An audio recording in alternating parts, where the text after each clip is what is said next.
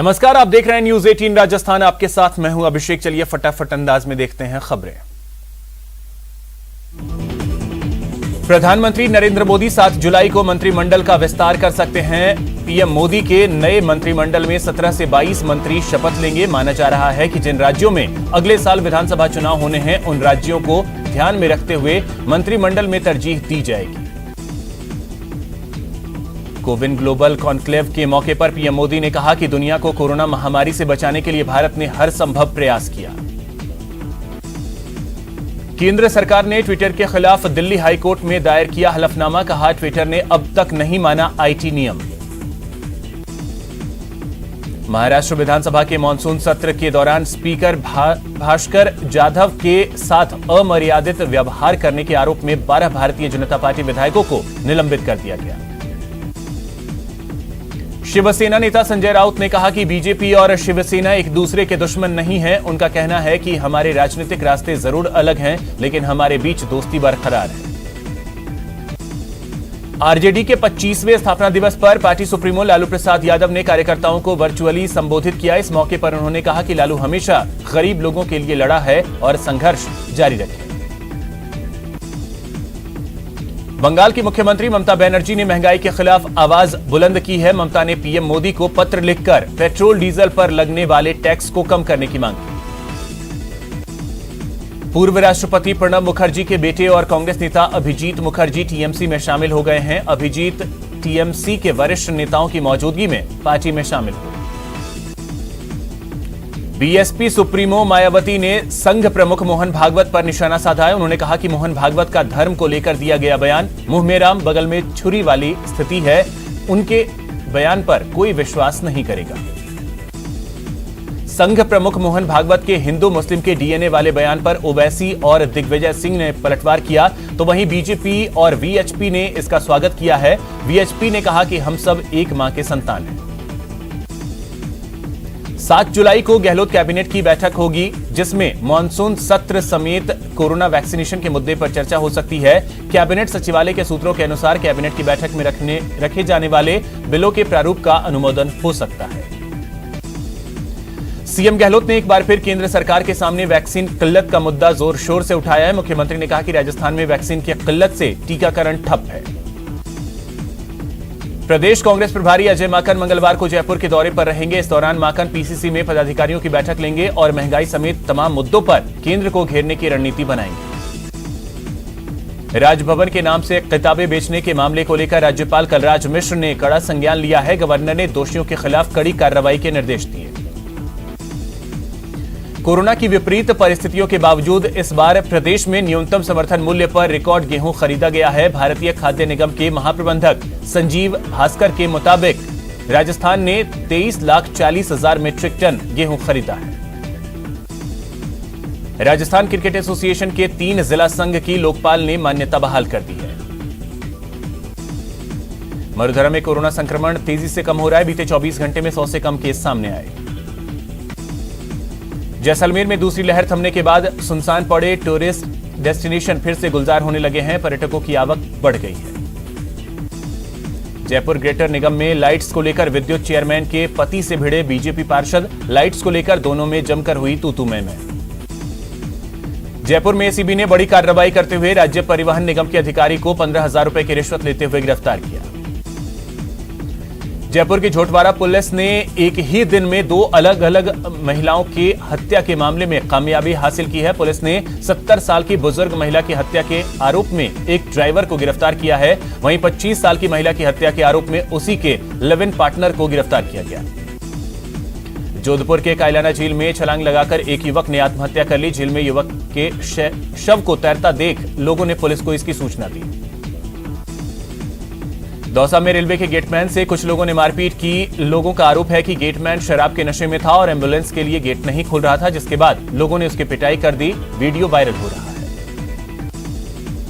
जयपुर के कोटपुतली में सराय मोहल्ले में बुजुर्ग महिला पानी की टंकी पर चढ़ गई। काफी मशक्कत के बाद उसे नीचे उतारा गया।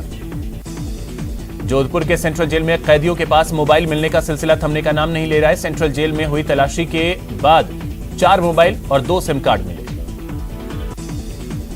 अलवर में महिला की हत्या का पुलिस ने खुलासा करते हुए चचेरे देवर को गिरफ्तार किया है। आरोपी ने बोरिंग को लेकर हुए विवाद के बाद महिला की हत्या कर दी। पोखरण में 90 लाख की धोखाधड़ी की वारदात सामने आई है। दरअसल दो भाइयों ने सूरत के रहने वाले एक शख्स के बैंक अकाउंट में 90 लाख रुपए जमा करवाए थे। बाद में आरोपी ने पैसे देने से मना कर दिया, जिसके बाद पीड़ित ने केस दर्ज करवाया। उदयपुर में डीएसटी की टीम ने 3 बदमाशों को हथियारों सहित गिरफ्तार किया है। बदमाशों के पास से 2 पिस्टल और 3 लोडेड मैगजीन बरामद की गई। दौसा के उकाली की पहाड़ियों में एक महिला का शव मिलने से हड़कंप मच गया। घटना की जानकारी मिलते ही लांका चौकी पुलिस व सिकंदरा थाना पुलिस मौके पर पहुंची और शव को कब्जे में लिया। अलवर जिले में महिला की हत्या करने के मामले में पुलिस ने खुलासा करते हुए आरोपी देवर को गिरफ्तार किया। हनुमानगढ़ में करंट की चपेट में आने से 2 युवकों की मौत हो गई, जिसके वजह से इलाके में हड़कंप मच गया। धौलपुर जिले की राजाखेड़ा थाना इलाके में बदमाशों ने एक सुनार के घर को निशाना बनाया और घर में 35 लाख रुपए की डकैती की वारदात को अंजाम दिया। कोटा में हैंगिंग ब्रिज के सकतपुरा टोल प्लाजा पॉइंट पर 2 ट्रॉले में भिड़ंत हो गई। हादसे में 2 लोग गंभीर रूप से घायल हो गए। अजमेर जिले के रूपनगढ़ थाना इलाके में पेट्रोल पंप पर हुई लूट का पुलिस ने 12 घंटे में खुलासा कर दिया। पुलिस ने 3 आरोपियों को हथियार के साथ गिरफ्तार किया। राजसमंद जिले के रेलमगरा थाना क्षेत्र में एक मंदबुद्धि महिला को डरा धमकाकर उसकी जमीन हड़पने का मामला सामने आया है। श्रीगंगानगर में पुलिस ने कार्रवाई करते हुए 7.4 ग्राम चिट्टे के साथ एक सप्लायर को गिरफ्तार किया। बूंदी जिले के नैनवा कस्बे में मौजूद एक सूने मकान में 70 साल की सेवानिवृत्त अध्यापिका का शव मिला, जिससे इलाके में हड़कंप मच गया। अजमेर के कोतवाली थाना क्षेत्र में चोरों ने एक बार फिर वारदात को अंजाम दिया है। इस बार चोरों ने हाईटेक क्रेडिट सोसाइटी के दफ्तर पर धावा बोला और यहां से करीब 3.5 लाख रुपए की नकदी लेकर फरार हो गए। अजमेर की कोतवाली थाने में 200 ग्राम वजनी सोने के कंगन टेम्पो से गायब होने का मामला सामने आया। पुलिस ने मुकदमा दर्ज कर जांच शुरू कर दी है। अजमेर के आदर्श नगर थाना इलाके में रहने वाले एक बुजुर्ग दंपत्ति ने अपनी बहू पर जयपुर की महिला थाना पुलिस में झूठा मुकदमा दर्ज करवाकर अवैध रूप से उनके मकान में घुसकर सामान चुराने का आरोप लगाते हुए एसपी को ज्ञापन सौंपा और न्याय की गुहार लगाई।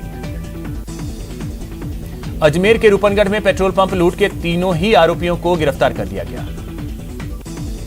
बीकानेर के कोलायत खंड मुख्य चिकित्सा कार्यालय में आज ऑक्सीजन कंसंट्रेटर में अचानक आग लग गई। इस घटना में 4 ऑक्सीजन कंसंट्रेटर जलकर खाक हो गए।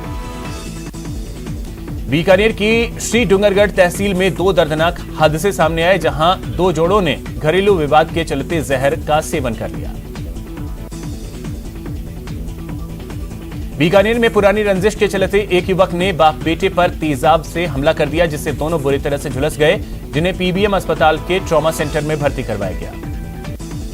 उदयपुर में डीएसटी की टीम ने 3 बदमाशों को हथियारों के साथ गिरफ्तार किया है। बदमाशों के पास से 2 पिस्टल और 3 लोडेड मैगजीन बरामद किए गए। उदयपुर के मल्ला तलाई इलाके में आज सुबह एक युवक के साथ जमकर मारपीट हुई। घायल युवक ने इस पूरे घटना का वीडियो अपने ही मोबाइल में कैद कर लिया। उदयपुर की गोगुंदा इलाके में 2 ट्रकों में भीषण टक्कर हो गई। हादसे के बाद ट्रक में आग लग गई। इस आग में ट्रक का एक ड्राइवर जिंदा जल गया। अलवर की रामगढ़ नगर पालिका के गठन के बाद पालिका चेयरमैन का पदभार ग्रहण नहीं करवाया जा रहा है, जिसके विरोध में जिला सैनी महासभा के तत्वावधान में मुख्यमंत्री और राज्यपाल के नाम कलेक्टर को ज्ञापन सौंपा गया। चित्तौड़गढ़ में गो ग्राम सेवा संघ के बैनर तले विभिन्न संगठनों ने मुख्यमंत्री के नाम जिला कलेक्टर को ज्ञापन सौंपा। ज्ञापन में गौवंश अधिनियम में संशोधन नहीं किए जाने की मांग की गई। अलवर जिले के सरिस्का वन क्षेत्र में बसे 116 गांवों के सैकड़ों ग्रामीणों ने सोमवार को कलेक्ट्रेट पहुंचकर नारेबाजी कर प्रदर्शन किया। श्रीगंगानगर की गंग कैनाल में पर्याप्त सिंचाई पानी उपलब्ध कराने की मांग को लेकर किसान संगठनों ने कलेक्ट्रेट का घेराव किया। विद्युत कर्मचारी के साथ बांसवाड़ा में हुई दुर्घटना के विरोध में कर्मचारियों ने धरना दिया। पिछले 1 साल में 4 ऐसी घटनाएं हुई जिसमें कर्मचारियों को जान गंवानी पड़ी। अब कर्मचारी जीएसएस में सरकारी कार्मिक लगाए जाने की मांग कर रहे हैं। अलवर शहर के विजयनगर में एक व्यापारी पर असामाजिक तत्वों ने हमला कर दिया, जिसको लेकर पीड़ित व्यापारी ने परिवार को सुरक्षा मुहैया करवाने की मांग को लेकर एसपी को ज्ञापन सौंपा। कोटपुतली के शाहपुरी में पालिका द्वारा रास्ता निकालने के कवायद के विरोध में बीजेपी कार्यकर्ताओं ने इलाके के लोगों के साथ मिलकर प्रदर्शन किया। श्रीगंगानगर की सूरतगढ़ में गौकशी के घटना को लेकर बजरंग दल और विश्व हिंदू परिषद कार्यकर्ताओं ने प्रदर्शन किया और उपखंड अधिकारी को ज्ञापन सौंपा। करौली के हिंडौन में पानी की किल्लत को लेकर ग्रामीणों ने प्रदर्शन किया। मामले पर बीएसपी ने जिला कलेक्टर को पत्र भेजकर शीघ्र समस्या समाधान की मांग की। मानसून में हो रही देरी के चलते अजमेर की पेयजल व्यवस्था लगातार ठप होती जा रही है। अजमेर दक्षिण से भाजपा विधायक अनीता भदेल के नेतृत्व में अजमेर दक्षिण के सभी पार्षदों ने जलदाय विभाग के अधिकारियों से मुलाकात की। कोरोना काल में ठप हुई आर्थिक गतिविधियों और कामकाज के बावजूद लोगों पर बिजली के बिलों के जरिए मिल रहे जोरदार करंट के विरोध में आज आम आदमी पार्टी ने पंचशील स्थित अजमेर डिस्कॉम के कार्यालय के बाहर सांकेतिक धरना दिया। अजमेर जिले के भिनाई थाना क्षेत्र के देवलिया कला गांव में दबंगों की ओर से एक महिला के साथ मारपीट और जाति सूचक शब्दों से अपमानित कर मकान हड़पने का मामला सामने आया। पानी बिजली के बढ़ते संकट को लेकर बीजेपी, ओबीसी मोर्चा और जागरूक नागरिक गंगा शहर बीकानेर की ओर से विरोध प्रदर्शन किया गया। उदयपुर के सिमारी तहसील में स्थित टोकर गांव के ग्रामीणों ने जिला कलेक्टर को ज्ञापन सौंपकर सरकारी जमीन से अतिक्रमण हटाने की मांग की। उदयपुर के फतेहनगर क्षेत्र में एक नाबालिग से दुष्कर्म के मामले में बीजेपी महिला मोर्चा द्वारा ज्ञापन सौंपा गया। बीजेपी महिला मोर्चा की प्रदेश अध्यक्ष अलका मुंदड़ा ने उदयपुर जिला प्रशासन को ज्ञापन सौंपा। अलवर के एक मशहूर छोला भटूरा वाले के छोले में कीड़ा होने का वीडियो सोशल मीडिया पर वायरल हो रहा है, जिसके बाद स्वास्थ्य एवं चिकित्सा विभाग की टीम ने दुकान पर कार्रवाई करते हुए सैंपल लिए। राजस्थान में जल जीवन मिशन के तहत विभिन्न पेयजल परियोजनाओं के लिए वाटर रिजर्वेशन के लिए विषय पर जलदाय मंत्री बीडी कल्ला की अध्यक्षता में पीएचईडी और जल संसाधन विभाग की संयुक्त बैठक हुई। दिल्ली में आयोजित खो खो संघ की राष्ट्रीय चुनाव में लगातार तीसरी बार अजमेर के समाजसेवी भंवर सिंह पलाड़ा को राष्ट्रीय उपाध्यक्ष निर्वाचित किया गया। बीकानेर के वार्ड नंबर 1 जालूजी के बड़ी क्षेत्र में पिछले 1 माह से खराब पेयजल व्यवस्था को सुचारू करने की मांग को लेकर क्षेत्र के लोगों ने जलदाय विभाग के अधीक्षण अभियंता से मुलाकात की। डीजीपी एमएल लाठर 12 जुलाई को उदयपुर के दौरे पर रहेंगे। डीजीपी के दौरे को लेकर उदयपुर रेंज के आईजी सत्यवीर सिंह ने तैयारियां शुरू कर दी हैं। अलवर में रक्तवीर के नाम से मशहूर डॉक्टर गिरीश गुप्ता ने अपने 50वें जन्मदिन के मौके पर 62वीं बार रक्तदान किया। पोखरण नगर पालिका की ईओ तनुजा सोलंकी ने अपना पदभार ग्रहण कर लिया। उन्होंने कहा कि पोखरण नगर पालिका क्षेत्र में विकास कराना मेरा पहला लक्ष्य होगा। सुजानगढ़ की छापर रोड पर समाजसेवी स्वर्गीय कन्हैयालाल डुंगरवाल की स्मृति में स्वागत द्वार का निर्माण किया जाएगा। कन्हैयालाल की प्रथम पुण्यतिथि पर स्वागत द्वार का शिलान्यास किया गया। बाड़मेर में राज्य सरकार ने 21 जून से स्माइल 3 आओ घर से सीखें शिक्षा वाणी और शिक्षा दर्शन कार्यक्रम की शुरुआत की, जिसके कारण रेगिस्तान में भी बच्चों को शिक्षक घर घर जाकर पढ़ाने का पूरा प्रयास करेंगे। राजसमंद सांसद दिया कुमारी ने दिशा कमेटी की बैठक में वर्चुअली शिरकत की। सांसद ने कहा कि विभिन्न विभागों में स्वीकृत पड़े विकास कार्यों को प्राथमिकता से पूर्ण करने से ही जनता को राहत मिलने की संभावना है। बीकानेर के गंगा शहर इलाके में पशु पक्षियों के लिए प्रशासन ने मुहिम छेड़ी है। प्रशासन के द्वारा जगह जगह पक्षियों के लिए मिट्टी से बने घरौंदे लगाए जा रहे हैं। बीकानेर में बीते 1 सप्ताह से तेज धूप और उमस से लोगों को बेहाल कर रखा है। आसमान में बादलों की आवाजाही है, लेकिन लोगों को गर्मी से राहत नहीं मिल रही। बीकानेर के अंतर्राष्ट्रीय तीरंदाज श्याम सुंदर स्वामी टोक्यो में आयोजित पैरालंपिक में भारत का प्रतिनिधित्व करेंगे। उदयपुर के प्रसिद्ध जगदीश मंदिर में एकादशी के मौके पर श्रद्धालुओं की भारी भीड़ देखी गई। लॉकडाउन के बाद पहली एकादशी होने पर भक्त अपने भगवान के दर्शन करने पहुंचे। विश्व मानवाधिकार सुरक्षा आयोग ने उदयपुर के भव्य दीक्षित को डॉक्टरेट इन नर्सिंग उपाधि दी है। उदयपुर में कविराज श्यामल दास जी के जन्म जयंती के उपलक्ष्य में कार्यक्रम का आयोजन किया गया। सब्जी का ठेला लगाने वाले एक व्यक्ति राजस्थान के गोल्डमैन बन गए हैं। चित्तौड़गढ़ के रहने वाले कन्हैयालाल खटीक रोजाना करीब 3.5 किलो सोना अपने शरीर पर पहनते हैं। विधानसभा अध्यक्ष डॉक्टर सीपी जोशी ने भीलवाड़ा का दौरा किया। इस दौरान उन्होंने जाजपुर और शाहपुरा में दिवंगत कांग्रेसी नेताओं के घर गए, जहां उन्होंने दिवंगत नेताओं को श्रद्धासुमन अर्पित किए और परिवार को सांत्वना दिया। भीलवाड़ा डेयरी में जोशी ने कहा कि यहां की जनता ने मुझे बहुत प्यार दिया है। उन्होंने कहा यहां मेमू कोच लगना चाहिए, यहां बीजेपी के नेताओं को भी मदद करनी चाहिए। केंद्र पर बीजेपी सांसदों को दबाव बनाना चाहिए ताकि भीलवाड़ा का विकास हो सके।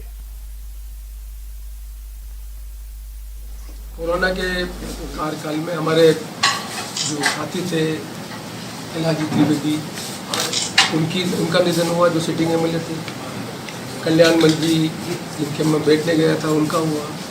हमारे एक्स एमपी हेमंत सिंह जी का हुआ। हमारे एमएलए जिनके साहब है उनका हुआ। मेरा मन कर रहा था कि भाई जिस क्षेत्र का मैं प्रतिनिधित्व रहा हूँ, इस कठिन समय में मुझे उन लोगों के साथ खड़ा रहना चाहिए और एक लोगों में मैसेज जाना चाहिए कि जो लोग समाज में लंबे समय तक जनता की सेवा कर रहे थे और अनफॉर्चुनेटली एक ऐसी महामारी जिसके संबंध में आज वैज्ञानिकों को भी जानकारी नहीं कि इस बीमारी का इलाज क्या है।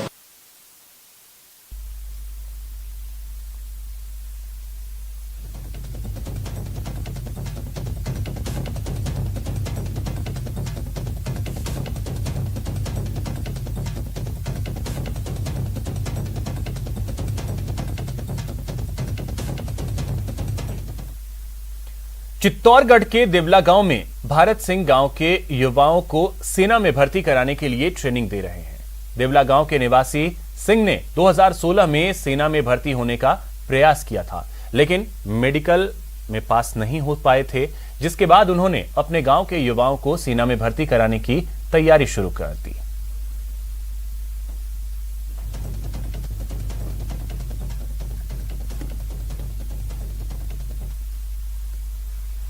इस जिम की खासियत यह है कि इसमें सभी जो सामान प्रयोग में किया जा रहा है कहीं न कहीं पुराने वेस्ट से यूज किए हैं और इस क्षेत्र के कम से कम 10 से 15 गांवों के नौजवान यहाँ पर आते हैं और डेली भारत सिंह जी द्वारा उनको ट्रेन किया जाता है और आर्मी में जाने के लिए प्रेरित किया जाता है। हमने जो जुगाड़ से जो बनाया है, ये इस मेवाड़ क्षेत्र के जो युवा है जो कोशिश तो करते हैं, लेकिन कुछ कमियों की वजह से वो आगे अपना प्रदर्शन नहीं कर पाते और आर्मी में नहीं जा पाते। तो ये मिलिट्री, पुलिस चाहे फिजिकल अपने घर पर भी क्यों न रहो, प्राइवेट संस्थान में भी क्यों न करे काम, लेकिन ये उनके भविष्य के लिए काफी अहमियत है इन चीजों की जुगाड़ से बनाई हुई है। अलवर जिले के बहरोड़ विधायक बलजीत यादव ने एसडीएम पर शराब पीकर ऑफिस में आने के आरोप लगाए थे, जिसके बाद एसडीएम ने खुद अस्पताल में अल्कोहल की जांच करवाई, जहां एसडीएम की रिपोर्ट नेगेटिव आई। अब एसडीएम ने कहा कि उन्होंने सबके सामने सच्चाई लाने के लिए जांच करवाई थी और सच्चाई सबके सामने आ गई। रिपोर्ट में एसडीएम पर विधायक के शराब पीने के आरोप मिथ्या साबित हुए।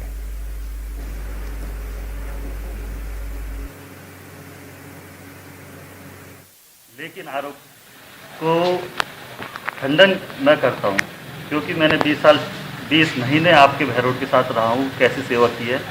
और सास को क्या आज एमएलए के कहने से या उससे थोड़ी है, मैंने मेरी मर्जी से मेरे उच्च अधिकारियों को इन्फॉर्म करके फिर करा रहा हूँ, पूरे बोर्ड से करा रहा हूँ और आपको थोड़ी देर में रिपोर्ट मिल जाएगी या डॉक्टर साहब बता देंगे।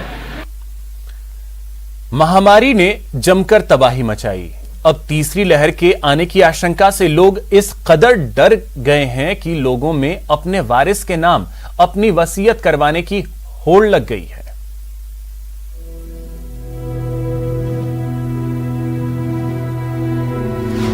जीते जी जायदाद का बंटवारा, वारिस के नाम वसीयत की होड़। आफत आई, वसीयत हाई। कोरोना की दूसरी लहर चली तो कई हंसते खेलते परिवार उजड़ गए। अब संकट के इस दौर में लोगों में खुद के ना होने का डर इस कदर बढ़ गया कि बुजुर्ग वक्त रहते अपने बच्चों के नाम वसीयत बनवा रहे हैं। हालत ये हो गई कि कोटा के अदालत में अपनी वसीयत बनवाने वालों का तांता लगा है।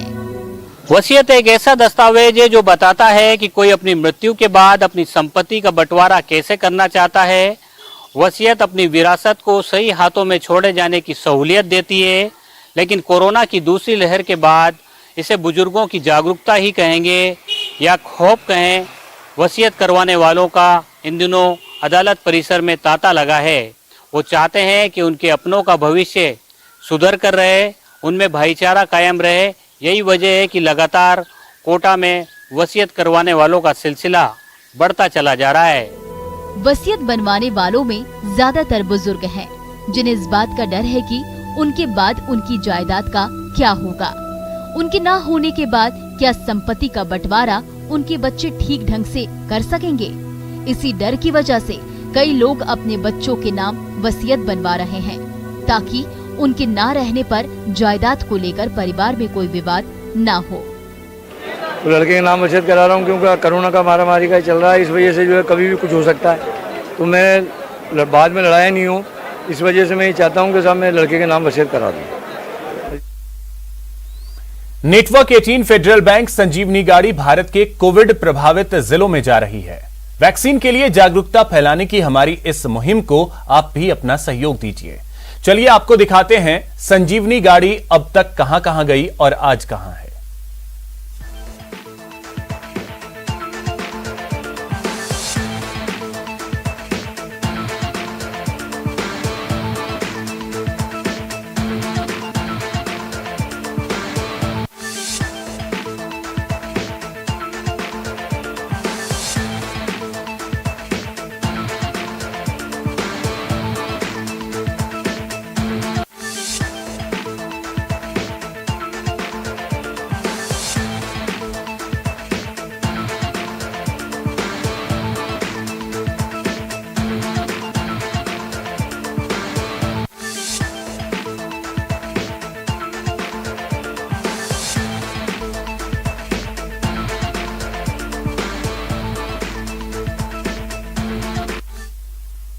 फिलहाल इस बुलेटिन में इतना ही। नमस्कार।